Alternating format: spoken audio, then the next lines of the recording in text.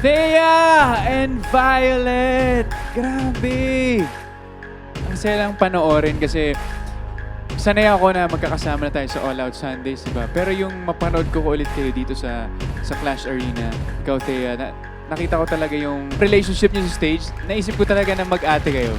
Ang Kasi galing. nga, sinabi ko din po kay Violet when I first met her, ate kasi yan talaga ako and she really reminds me of my younger sister. sobra. Kaya yun yung parang karga na dala-dala ko dito sa performance na to. So I hope na na-feel mo yung love ko for you because I really admire your talent. Thank you po. And you remind me of my older sister.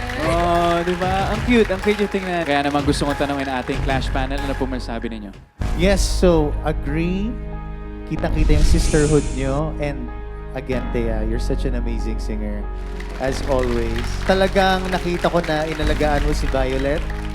And nakita ko na Violet really trusted you as well in this performance. Na talagang na-push nyo rin ang isa't isa. Hindi lang alalay, pero na-push nyo ang isa't isa to be a better version of yourselves while doing your solos.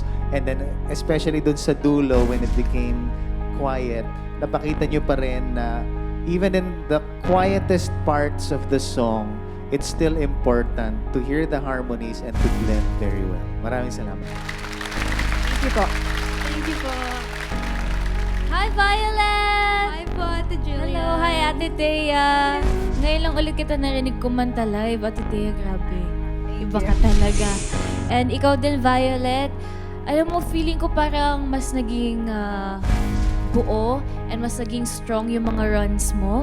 And na-appreciate ko na kahit mas komportable ka na magsalita in English, nung kumakanta ka in Tagalog, yung pag-pronounce mo ng words, klaro siya. Tagalog na Tagalog. So, na-appreciate ko yun. Naramdaman ko talaga yung effort mo na inaral mo yung song. This song is about devotion and the joy of being completely in love. Naramdaman ko yun from you na talagang you really love singing and passion mo to. Yung pag-connect mo din kay Ate Thea while singing. Naramdaman ko yung devotion mo na, oh, I'm gonna be a great singer, I'm a great singer. Naramdaman ko yun from you. So, na-enjoy ko yung performance ninyo. Thank you so much po, Ate Julia. Hello, Violet. Hello, Thea. Hello. Hi po. Thank you for supporting Violet. Siyempre, ramdam na ramdam namin yung connection nyo, yung support mo kay Violet. Violet, nakita ko yung improvement mo like nung sa last na comment ko sa'yo, like sabi ko sa riffs and runs, since R&B talaga yung gusto mong style. And nakita ko na nag-improve ka doon and sobrang linis ng mga riffs and runs mo kanina. And knowing na R&B yung style mo, nakita ko yung adjustments mo kasi yung song is yung Araw-Gabi.